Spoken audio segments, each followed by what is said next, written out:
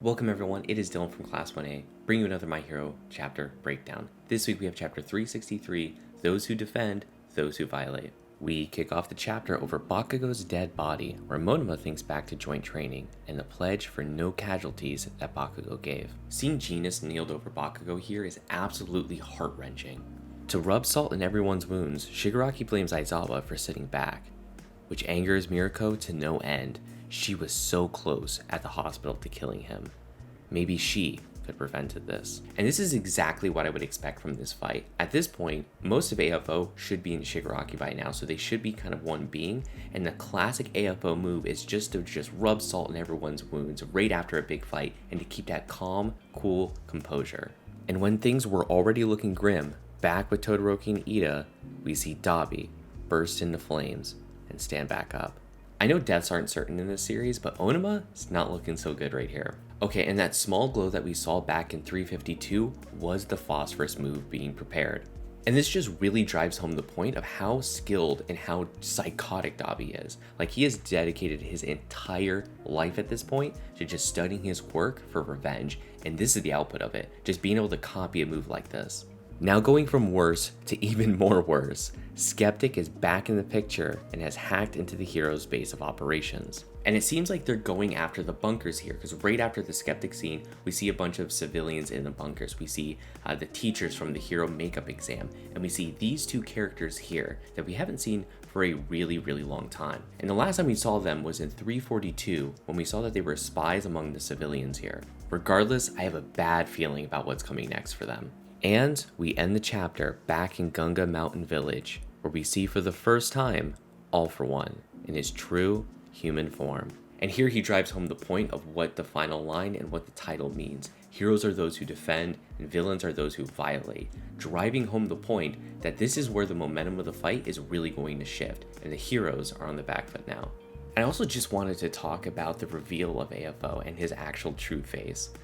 It's exactly what we expected, right? I mean, we saw most of his face the entire time, and yeah, I mean, it looks basically the same, except we see all of it, and yeah, he's just like some hot dude. There's nothing grand in this reveal or anything. I think people really expecting him to look like somebody else. Deku, aka Deku, he's probably gonna look like Deku, because everyone wants to say that he's probably Deku's dad, but he probably isn't. But it also just kind of like feels weird that they teased what he looked like for so long and they didn't show Deku's dad. And Horikoshi was like, hey, I have big plans for who Deku's dad is. And so it's kind of like, oh, of course, it has to be this because you're teasing it out so long. He likes Star Wars so much for the whole Darth Vader reveal. It's like a perfect parallel. But the question is now, does it matter who he is? Like, why couldn't we have seen his face? And also, who is Deku's dad then? Like, is he just some schmuck that's going to show up in the random, like, nowhere? And so with Skeptic back in the picture, I fully expect that we're going to get a way more coordinated villain effort here. I totally expect Spinner to show up to wherever the civilians are at the bunkers, because we haven't seen him in forever. So this is the place that he's really going to show himself. And this whole chapter is just a bunch of question marks for what is going to happen next. I mean, are we going to relitigate all the fights all over again? Are we going to see Dabi versus Shoto again? I feel like we already had a really good climax to that. Are we going to see top tier AFO versus Endeavor? We kind of had that fight already, so what's really going on here? And not to mention just that, but we have a million different threads going in all sorts of different places. But I think that's good for the end of the series, because think of it kind of like a rope. We're at the point of where everything is flayed out, and we have a million different plot hooks to go on to in all these different fights. But if Horikoshi executes this really well, this is the climax here, and then slowly we're going to thread back into just one single thread where we're going to have the finale. And so here, because Skeptic is back in the picture, I think what's next is we're going to see the ramifications for that.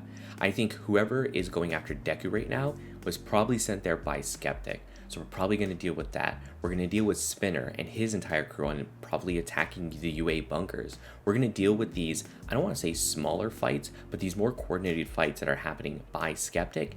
And then we might loop back into these really big fights that we've already seen before, because we need some space from them. We've been in them for weeks now, so we're going to need some space and we have to see some new things. And of course, I'm fully expecting whatever happens in the next couple chapters is going to revitalize Bakugo, so to speak. I mean, they're really driving home the fact that his heart stopped. He's not breathing anymore, which just feels like he's going to come back. I mean, it'd be really hard to kill off, the most popular character in most regions without some sort of sadness lingering. I mean, there was sadness, but it was more doom and gloom for a lot of different reasons, rather than, holy shit, Bakugo just died, and now we're dealing with that this entire chapter.